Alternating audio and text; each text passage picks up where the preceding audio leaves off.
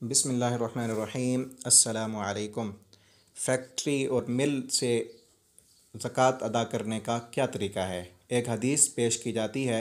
सहाबा कराम रिज़वानुल्लाहि अलैहिम अजमईन फरमाते हैं कि रसूलुल्लाह सल्लल्लाहु अलैहि वसल्लम हमें यह हुक्म दिया करते थे कि हम हर उस माल से ज़कात निकालें जो तिजारत के लिए हम तैयार करें।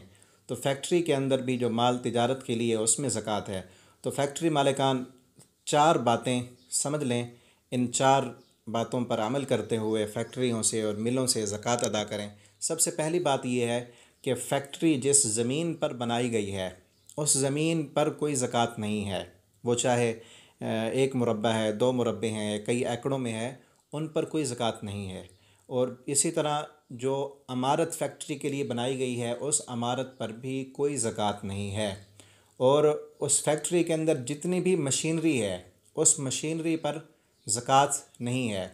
ज़कात है वो माल जो तिजारत के लिए फैक्ट्री के अंदर तैयार किया जा रहा है। दूसरी बात यह है कि अब ज़कात कैसे देनी है।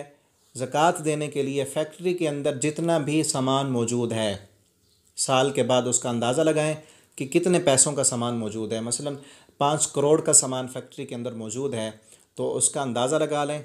और तीसरी बात यह है कि उस सामान के अलावा आपके पास जितना पैसा मौजूद है वो भी शामिल करें। जितना पैसा आपके पास मौजूद है या जितना पैसा आपने कंपनियों से लेना है वो भी शामिल कर लें। कंपनियों से लेना है और कन्फर्म है कि उन्होंने पैसा दे देना है, मार्केट से जितना भी पैसा आपने लेना है वो भी शामिल करें।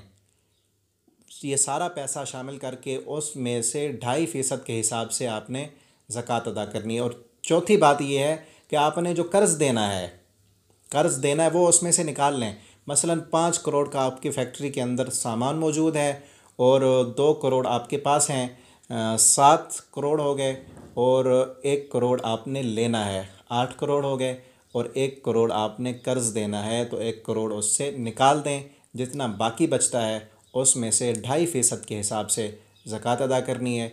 बहुत ही आसान सा तरीका है। अल्लाह रब्बुल आलमीन हम सब को अपने रास्ते में ख़र्च करने वाला बना दे। वस्सलामु अलैकुम वरहमतुल्लाहि वबरकातुहू।